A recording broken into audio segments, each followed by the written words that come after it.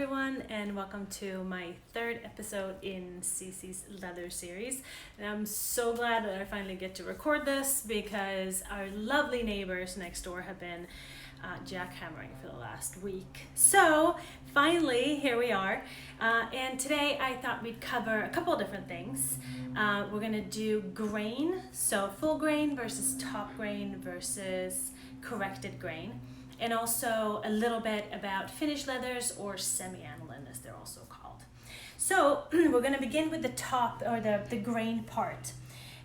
So when the raw material comes in from the abattoir, the hides are very thick. They can be up to 1 centimeter thick. And so the tanner has to split the hides to be able to use them. So they're thicker than this, but they go through a machine that splits the hide, and the top part of it is what is called the top grain.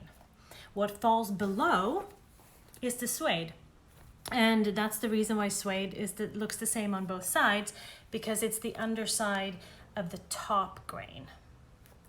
Now there's some confusion when it comes to top grain versus full grain. So the top grain is just the top part of the hide. Full grain refers to the fact that nothing has been done to the grain to alter it. It hasn't been sanded or buffed. So I have an example here of a full grain leather. This is called Brighton. And you can really tell that this is a full grain because you see this is the edge of the hide right here. And you can really tell how what the grain looks like on the edges of the hide, where it's much looser, as opposed to when you get closer to the center where it's a little bit tighter. So that's what you're gonna see in a full grain hide. This particular leather has been milled, which is why you see this beautiful texture. And I just wanted to quickly show you the color story of the Brighton because it's really nice. There's a ton of different colors. And this is a really, really nice leather. It's actually one of my absolute favorites. So that's the Brighton. Moving right along here. So this here is Tribeca. And the difference here is that the Tribeca, it looks very similar, right? But this is a corrected grain. This leather has been buffed. So the reason why the tanners do that is because there might be a lot of beauty marks or imperfections in the hide, and they don't want to waste them. So they take basically a sandpaper to it to get rid of all of that, and then they emboss it with a texture like this. So it looks very similar, but you're not going to get a lot of variation in the texture with a corrected grain.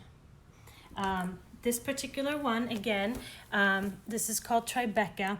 And what's great about it is because it's a semi-aniline, it has a scratch-resistant finish to it. So this type of leather, it won't scratch. It's very easy to clean. So if you have a project where there's a lot of high traffic, maybe it's a bar or a restaurant, you're doing maybe a residence with young children or pets, these types of leathers are great for that. So I'm going to move along here to another semi-aniline leather, and this one is called Hudson.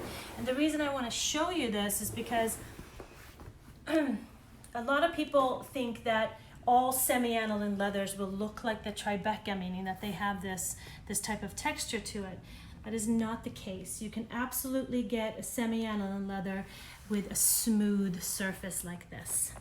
So if I hold this up a little bit, you can kind of see how nice and smooth that is. The Hudson is very new.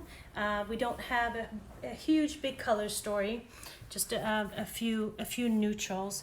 But this is a really, really nice leather. And again, because it's a semi-aniline, it has a scratch-resistant finish.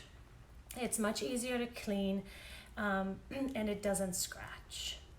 So that's pretty much it for me today. If you have any questions or comments, please feel free to either comment on my Instagram, or you can send me an email at ceci@moreandgiles.com. Thanks so much. Hope to see you again.